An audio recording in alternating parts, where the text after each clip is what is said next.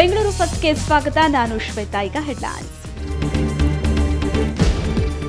Rules break ಮಾಡೋರಿಗೆ red signal. Traffic ಪೊಲೀಸರಿಂದ 53 ಕೋಟಿ ವಸೂಲ್. ದಂಡದ ರೂಪದಲ್ಲಿ ದಾಖಲೆ ಕಲೆಕ್ಷನ್.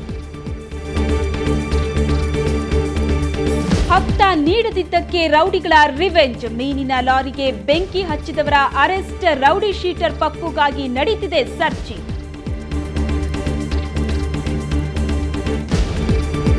ಮಾತು ಮುಗಿಸಿದ ಕಲಾವಿದ ಈರಟ. ಹಿರಿಯ ರಂಗಕರ್ಮಿಗೆ ಗಣ್ಯರ ನಮನ. ಪಂಚಭೂತಗಳಲ್ಲಿ ಎಎಸ್ ಮೂರ್ತಿ ಲೀನ. ಬಾಯಲ್ಲೇ ಇದೆ 500 ವರ್ಷಗಳ ಕ್ಯಾಲೆಂಡರ್. ಕೇಳಿದಕ್ಕೆಲ್ಲ ಪಟಪಟನೆ ಹೇಳ್ತಾನೆ ಆನ್ಸರ್. ಕೆಂಗೇರಿಯ ಬುದ್ಧಿಮಾಂದ್ಯ ಯುವಕನ ವಂಡರ್. ಮಗನ ಹುಟ್ಟುಹಬ್ಬಕ್ಕೆ ಅಮ್ಮನ ಸ್ಕೈ ಡೈವಿಂಗ್ ಕಾಣಿಕೆ. 13,000 ಅಡಿ ಎತ್ತರದಿಂದ ಜಿಗಿದ ತಾಯಿ. ಪ್ರೀತಿಯ ಪುತ್ರನಿಗೆ ವಿಶೇಷ ಉಡುಗೊರೆ.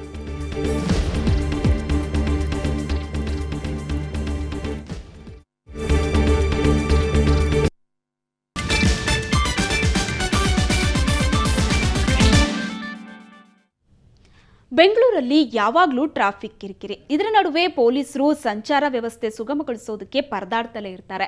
ಇದರ ನಡುವೆ ಟ್ರಾಫಿಕ್ ರೂಲ್ಸ್ನ ಬ್ರೇಕ್ ಮಾಡೋರು ಜಾಸ್ತಿ ಆಗ್ತಾನೆ ಇದ್ದಾರೆ. ಹೀಗೆ ಸಂಚಾರ ಉಲ್ಲಂಘನೆ ಮಾಡಿದವರಿಂದ ಪೊಲೀಸರು ಕೋಟಿ ದಂಡ ವಸೂಲಿ ಮಾಡಿದ್ದಾರೆ.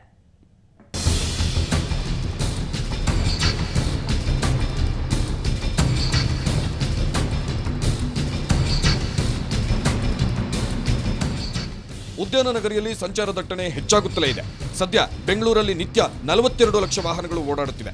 ಸವಾರರು ಸಂಚಾರಿ ನಿಯಮ ಉಲ್ಲಂಘನೆ ಮಾಡೋ ಪ್ರಕರಣಗಳು ಕೂಡ ಜಾಸ್ತಿ ಆಗ್ತಿವೆ. ನಗರದಲ್ಲಿ ಈ ವರ್ಷ ಟ್ರಾಫಿಕ್ ಪೊಲೀಸರು ಭರ್ಜರಿ ಬೇಟೆಯಾಡಿದ್ದಾರೆ. 2011ರಲ್ಲಿ 49 ಕೋಟಿ ರೂಪಾಯಿ ದಂಡ ವಸೂಲಿ ಮಾಡಿದ್ರೆ ಈ ಬಾರಿ 52 ಕೋಟಿ ರೂಪಾಯಿ ಫೈನ್ ಕಲೆಕ್ಟ್ ಮಾಡಿದ್ದಾರೆ.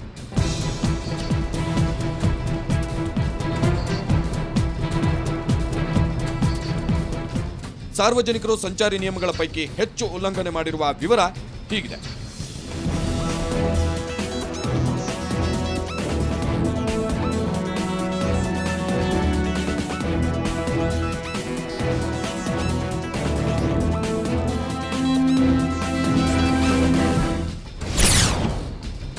ಈ ವರ್ಷ ಬೆಂಗಳೂರಲ್ಲಿ 13 ಲಕ್ಷ ನೋ ಪಾರ್ಕಿಂಗ್ ಕೇಸ್ ದಾಖಲಾಗಿದೆ.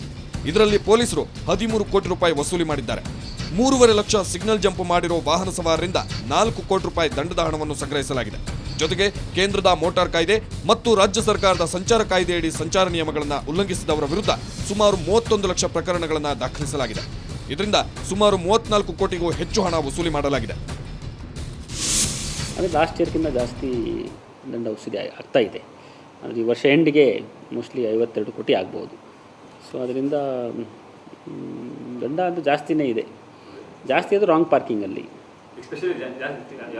ರಾಂಗ್ ಪಾರ್ಕಿಂಗ್ ಜಾಸ್ತಿ ಇದೆ. ಪರ್ಸೆಂಟೇಜ್ ತಗೊಂಡ್ರೆ ಆಲ್ಮೋಸ್ಟ್ ಯಾಕಂದರೆ 13 ಲಕ್ಷ ಕೇಸ್ ಹಾಕಿದ್ದೀವಿ ನಾವು ರಾಂಗ್ ಪಾರ್ಕಿಂಗ್ ವಿರುದ್ಧ. ನೋ ಪಾರ್ಕಿಂಗ್ ಪ್ರದೇಶದಲ್ಲಿ ವಾಹನ ನಿಲುಗಡೆ ಮಾಡೋರ ಸಂಖ್ಯೆ ಜಾಸ್ತಿ ಆಗ್ತಿದೆ. ಇನ್ನು ವಿತೌಟ್ ಹೆಲ್ಮೆಟ್, ಸೀಟ್ ಬೆಲ್ಟ್, ವಾಹನಗಳ ದಾಖಲೆ ಇಲ್ಲದಿರುವುದು, ಟ್ರಾಫಿಕ್ ರೂಲ್ಸ್ಗಳ ಉಲ್ಲಂಘನೆ ಹೀಗೆ ವಿವಿಧ ಸಂಚಾರ ನಿಯಮಗಳನ್ನು ಉಲ್ಲಂಘನೆ ಮಾಡಿದ ಪ್ರಕರಣಗಳು ದಾಖಲಾಗಿದೆ. ನವೆಂಬರ್ ಅಂತ್ಯಕ್ಕೆ 50 ಕೋಟಿ ರೂಪಾಯಿ ವಸೂಲಿ ಮಾಡಿರೋ ಪೊಲೀಸರು ವರ್ಷಾಂತ್ಯಕ್ಕೆ 52 ಕೋಟಿ ರೂಪಾಯಿ ವಸೂಲಿ ಮಾಡೋ ನಿರೀಕ್ಷೆ ಇದೆ.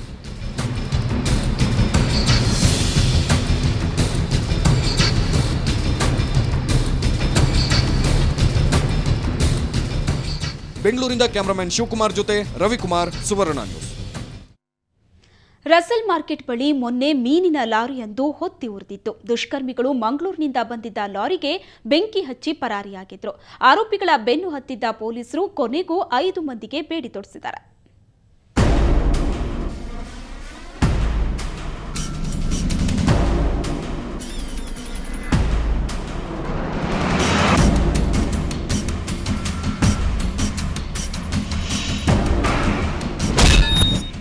ಅಂದು ಡಿಸೆಂಬರ್ 14ನೇ ತಾರೀಕು. ಹೊತ್ತಿ ಉರಿದಿತ್ತು ಮೀನು ತುಂಬಿದ್ದ ಲಾರಿ. ಹೌದು, ಇದೇ ತಿಂಗಳ 14ನೇ ತಾರೀಕಿನಂದು ಬೆಂಗಳೂರಿನ ರಸಲ್ ಮಾರ್ಕೆಟ್ಗೆ ಮಂಗಳೂರಿನಿಂದ ಲಾರಿಯೊಂದು ಮೀನು ಹೊತ್ತು ತಂದಿತ್ತು. ಆದರೆ ಲಾರಿ ರಸಲ್ ಮಾರ್ಕೆಟ್ಗೆ ಬರುತ್ತಿದ್ದಂತೆ ಮುಸುಕುದಾರಿ ದುಷ್ಕರ್ಮಿಗಳು ಲಾರಿಗೆ ಬೆಂಕಿ ಹಚ್ಚಿ ಪರಾರಿಯಾಗಿದ್ದರು. ಪ್ರಕರಣ ದಾಖಲಿಸಿಕೊಂಡ ಪೊಲೀಸರು ಕೊನೆಗೂ ಆರೋಪಿಗಳಿಗೆ ಬೇಡಿ ತೋರಿಸಿದ್ದಾರೆ. ಸಮೀರ್, ಹುಸೇನ್, ಶಾರುಖ್, ಆಸಿಫ್ ಹಾಗೂ ಸಲೀಂ ಎಂಬುವರನ್ನ ಬಂಧಿಸಿ ಜೈಲಿಗೆ ತಳ್ಳಿದ್ದಾರೆ. ಆರೋಪಿಗಳ ಸುಳುವನ್ನು ಅರಿತು ಪೊಲೀಸರು ಇಂದು ಅಂದಿನ ದಿವಸ ಈ ಕುಕೃತ್ಯದಲ್ಲಿ ಭಾಗಿಯಾಗಿದ್ದ 5 ಜನ ಆರೋಪಿಗಳನ್ನು ಬಂಧಿಸಿರುತ್ತಾರೆ. ಇವರು ಹಾಸನ್, ಶಾರೂಖ್, ಆಸಿಫ್, ಸಲೀಂ ಮತ್ತು ಸಮೀರ್ ಅನ್ನೋರು. ಇವರನ್ನು ಬಂಧಿಸಿ ಅಂದಿನ ದಿವಸ ಕೃತ್ಯಕ್ಕೆ ಬಳಸಿದ ಆಯುಧಗಳನ್ನು ಜಪ್ತಿ ಮಾಡಿರುತ್ತಾರೆ. ಬಂಧಿತರೆಲ್ಲ ರೌಡಿ ಶೀಟರ್ ಕೋಳಿ ಫಯಾಜ್ನ ಮಗ ಪಪ್ಪುವಿನ ಸಹಚರರು.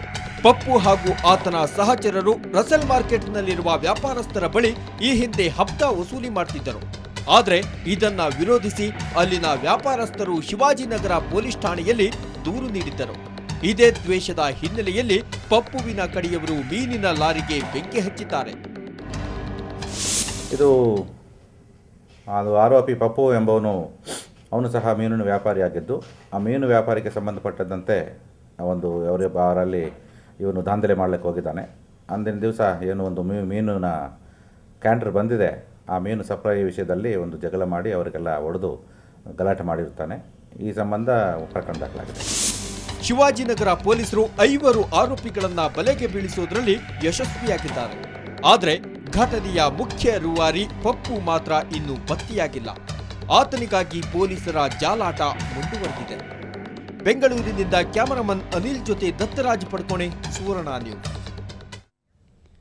ಬಿಬಿಎಂಪಿಯ ಪ್ರಭಾರ ಆಯುಕ್ತರಾಗಿ ಅಧಿಕಾರ ವಹಿಸಿಕೊಂಡ ಸಿದ್ದಯ್ಯ ಅವರು ಇವತ್ತು ಎಲ್ಲಾ ಇಲಾಖೆಯ ಅಧಿಕಾರಿಗಳ ಸಭೆ ನಡೆಸಿದರು. ಮುಂದಿನ 15 ದಿನದ ಒಳಗೆ ಬೆಂಗಳೂರನ್ನ ಕಸಮುಕ್ತ ನಗರ ಮಾಡಬೇಕೆಂಬ ತೀರ್ಮಾನವನ್ನ ತೆಗೆದುಕೊಳ್ಳಲಾಗಿದೆ. ಜೊತೆಗೆ ರಸ್ತೆಯಲ್ಲಿನ ಗುಂಡಿಗಳು, ಮಾನವ ಸಂಪನ್ಮೂಲ ಕ್ರೋಢೀಕರಣ ಸೇರಿದಂತೆ ಹಲವಾರು ವಿಚಾರಗಳನ್ನು ಸಭೆಯಲ್ಲಿ ಚರ್ಚಿಸಲಾಗಿದೆ.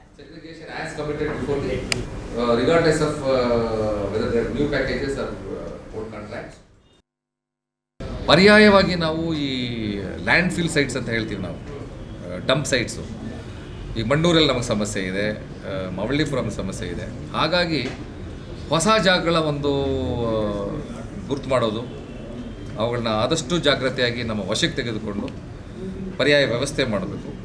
ಅದರ ಬಗ್ಗೆ ನಾವು ತೀರ್ಮಾನ ತೆಗೆದುಕೊಳ್ಳೋ ಹಂತದಲ್ಲಿ ನಾವಿದ್ದೇವೆ. ಒಂದು ಕಮಿಟಿಯನ್ನು ಮಾಡಿದ್ದೇವೆ, ಸೀನಿಯರ್ ಆಫೀಸರ್ಸ್ ಕಮಿಟಿ ಮಾಡಿದ್ದೇವೆ. ಈಗಾಗಲೇ ನಮ್ಮ ಅಧಿಕಾರಿಗಳು ಆ ಜಾಗಗಳನ್ನ ನೋಡಿದ್ದಾರೆ. ಚಿನ್ನಸ್ವಾಮಿ ಸ್ಟೇಡಿಯಂನಲ್ಲಿ ಕನ್ನಡ ವಾಟಾಳ್ ಪಕ್ಷದ ವಾಟಾಳ್ ನಾಗರಾಜ್ ಇವತ್ತು ಕ್ರಿಕೆಟಿಗನಂತೆ ಬ್ಯಾಟ್ ಹಿಡಿದು ಪೋಸ್ ಕೊಟ್ಟಿದ್ರು. ಕಾರ್ಯಕರ್ತರು ಬೌಲಿಂಗ್ ಮಾಡ್ತಾ ಇದ್ರು. ಆಗಾಗ ಶ್ವೇತವರ್ಣದ ಬಾವುಟ ಹಾರಿಸ್ತಿದ್ರು. ಡಿಸೆಂಬರ್ 25ರಿಂದ ನಡೆಯೋ ಭಾರತ ಪಾಕಿಸ್ತಾನ ಕ್ರಿಕೆಟ್ ಮ್ಯಾಚ್ ಅನ್ನ ವಾಟಾಳ್ ಸ್ವಾಗತಿಸಿದ್ದು ಹೀಗೆ. ಪೊಲೀಸ್ ಬಂದೋಬಸ್ತ್ನಲ್ಲೇ ವಾಟಾಳ್ ಕ್ರಿಕೆಟ್ ಆಡಿದ್ರು. ಈ ವೇಳೆ ಮಾತನಾಡಿದ ವಾಟಾಳ್, ಈ ಮ್ಯಾಚ್ 2 ದೇಶಗಳ ಸೌಹಾರ್ದತೆಯನ್ನ ಇಮ್ಮಡಿಗೊಳಿಸುತ್ತೆ ಅಂದ್ರು.